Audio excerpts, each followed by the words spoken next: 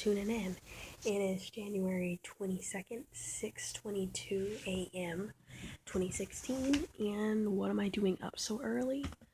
To be honest, I really don't know either. But that's not the point. I'm going to be talking, basically the topic is, I am lucky to have the privilege of witnessing, the list of things that are wrong within the black community.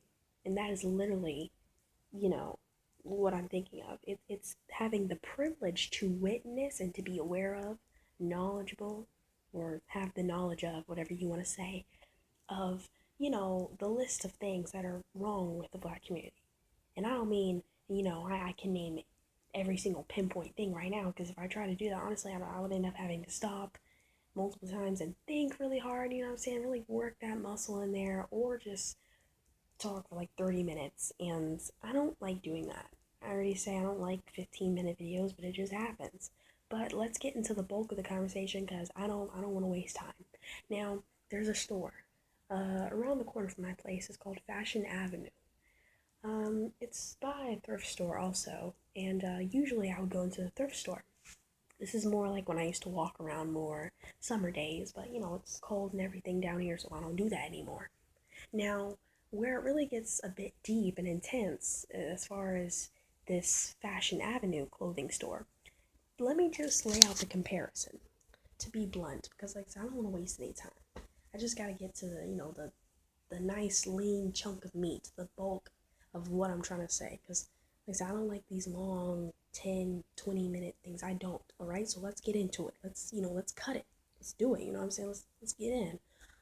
Well, to be honest, Fashion Avenue, and maybe because I live in Durham, and Durham has predominantly more, black culture of people, like it's predominantly black, dominated by black cultures, and I guess food places, and you know what I'm saying.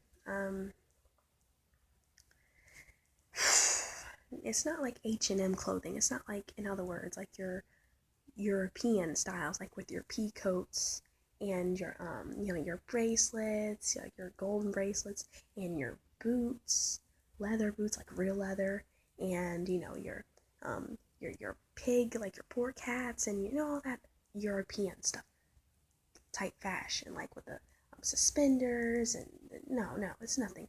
It's more like, I know this may be biased or offend someone, but to be honest, there's only like diction, there's only kind of difference in wording I know to use. So that's all I'm thinking of right now. So sorry if this steps on anyone's toes, but whatever. Urban. It is. It's more urban. Like crotch drop pants, and the studded, snapback hats, and the big watches, bulky watches. All right, so we've gotten into that. Now, there wasn't a problem with it for the first few times that I had visited, just casually, went in there. I didn't know this store was around. I went in there, I was like, whoa, I'm looking around and everything. It's interesting. And I didn't notice the problem, actually, until the very last time that I went there. And I'm not against going back there, no. But it's cold, I haven't been walking around as much. What I noticed was, okay, so if it is a more, I just got to thinking, like, literally, okay, so literally my process was, okay, that's kind of weird. I mean, how is it that it's more like urban clothes? Like more, to be honest, street, like hood, rough, like with the gold, big chains and everything, clothing. How is it that kind of store? But there are these, like, Indian, like, Middle Eastern people around running it, like the owners. And no, they're not just the employees. No, they're actually the owners. I asked them. I didn't ask. I was like, hey, can you, do you work here? They're like, yeah, we're the owners. I was like, oh, I mean, okay. Now, that didn't strike me until I walked out. And like I said, I was walking home. I got to thinking. I was like, that's kind of weird. It was kind of funny. How is it that what is weird, interesting about it? It's like, I mean, think about it. It's like, you don't, like, in everyday today, like, life society, you don't see many, like, Asian people, whether they're Chinese, they look to be Chinese, or Japanese, if you can tell the difference. I mean, you know Indian or whatever else. They're not into black culture, so to say. They're not. You don't see them, like, when you're at, like, a street light, waiting for it to turn green. You don't see them pull up beside you listening to Puff Daddy, or Ice Cube, or even wearing, well, more urban clothing. You don't. And because of that, like I said, I got to thinking about the general type of everyday people that I see. Most of the time, I see black people wearing, your crotch drop pants, and your backwards snapback hats, and your big watches, right, with the gold, and then the golden pinky rings, all the jewelry, and I mean, a bit more extreme, but where I'm going. And it's mainly black people who have to have, like, the best shoes, right? Like the freshest, headwear, and the this and then that, and the Jordans and the Nikes and this. And I don't know, I just got to thinking, now, how would these Asian people, like Middle Eastern, how would these people have come across, or even gotten interested, or into the interest, even considering being interested in selling clothing like this? Now, am I a racist? No, I'm not a racist, but it's just, I think it's important to note out, because the main fact is, and it brought me back to something that I had actually looked into a little earlier, before my little Fashion Avenue experience, whatever. Because other cultures, they feed from us. I'll just say, cultures, ethnicities, communities, that's the word. Other communities, they feed from us. Because basically, I saw a chart. Um, I know, a chart, right? Yeah, I saw a chart. And it's basically, it was in a slideshow type video of also this other man saying what was wrong with the black community, and why we can't ever build ourselves up. And that's basically because it's kind of like simple economy basics, like civics. You remember, if you ever went through that, learning about how most countries, they prefer to export more than they import, because if you import, that means that you buy from other people. That means you lose your money. You have to spend your money from your homeland to basically purchase and swap. You give me this plentiful amount of this, or oil, or whatever, and I'll give you this billion whatever dollars. So it's prominent to actually export, to sell. That way you get money coming in, than it is to actually buy from other people, because then other people are actually doing better and feeding off of you. But I realized that that's actually what by that chart, and I'm so glad that I happened to stumble across that video, because that opened my eyes. I never realized that.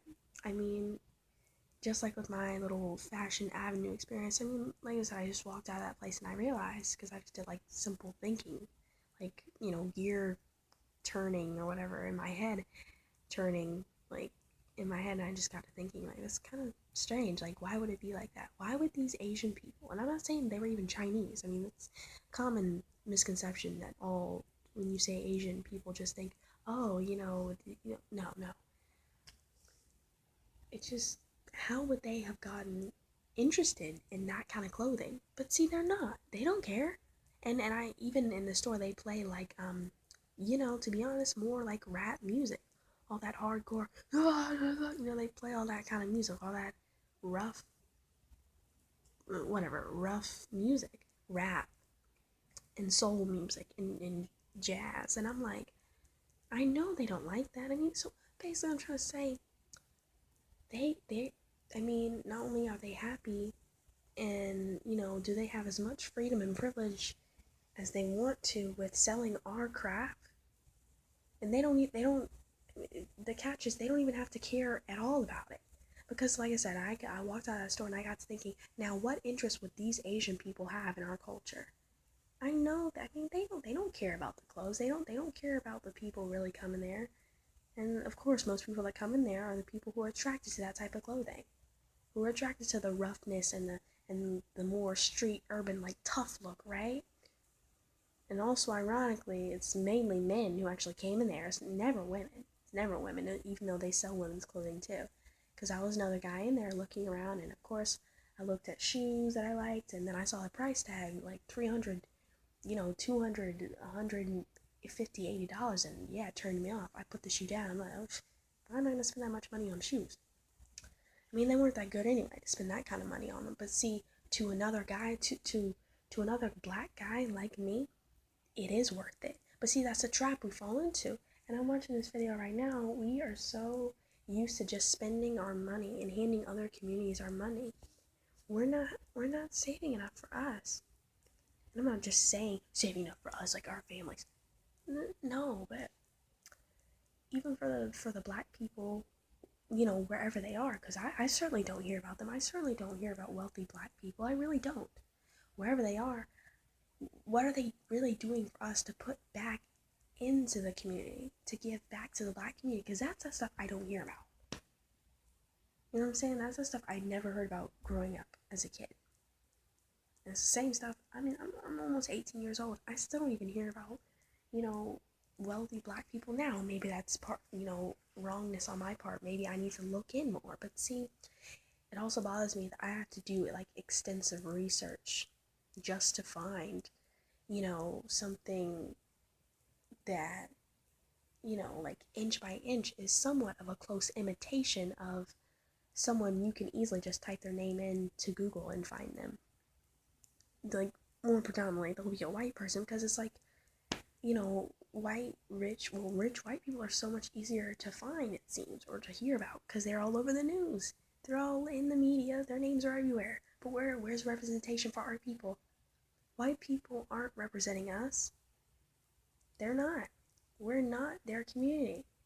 Why would they want to do that? Now, if I were 10, I would think, well, why not? I mean, sharing and spreading love, right? And goodness. And naive. I'm a naive little 10-year-old kid. I was still into that whole, we all hold hands and kind of like classroom rules. You know how, like, when you're taught as a kid, everyone respects one another. We're like a family here. We're all friends. No one's different. Well, now, I'm not that same 10-year-old naive kid. You know what I'm saying? Because I believed in all that crap. Even though, I lived in a world and I was so blind and oblivious and naive, like I was saying, because I'm up in my, like, little kiddie dreamland, whatever, and, focusing on riding bikes and staying outside, and, kid stuff, I guess, whatever. Playing. Even though this world, the whole time, the world has been like this around me. But see, I guess, and I am privileged. I'm gonna just wrap this up, but I'm gonna say, yeah, it does. It's not the best to be or to have this knowledge, but at least I'm glad that I do because hey, I'm not that 10-year-old kid anymore. And at least I know there are brothers just like me at the same age who are basically like my 10-year-old self, who's so naive and doesn't even realize the trap of society. Doesn't even realize it. It's just, yeah, man, I can tell you, so, I mean, and this is just one of the points I'm hitting, how really we're taken advantage of by other communities, and we're so blind to the fact that we don't even see past. It's kind of like playing like a game, literally like Monopoly, or Sorry, or Memory, whatever little board game you like to play, and let's say you go get a drink of water, and you come back and, like, suddenly your pieces are moved, you know what I'm saying, or whatever, and no matter how much, you say that it's moved or someone cheated, no one admits to it, no one confesses, and then you just kind of blindly go with it, like, these are the blindsiding rules, like, we're being blindsided completely, the rug is being ripped from underneath us, and we don't even realize it because I guess we're not used to having a keen sense for these kind of tactics, but they're there, and they're hurting us. Unless we get a more keen sense on it, we'll just keep being fooled, keep playing into the system, and then we'll have nothing, which is ultimately, I mean, if we have nothing and they have everything,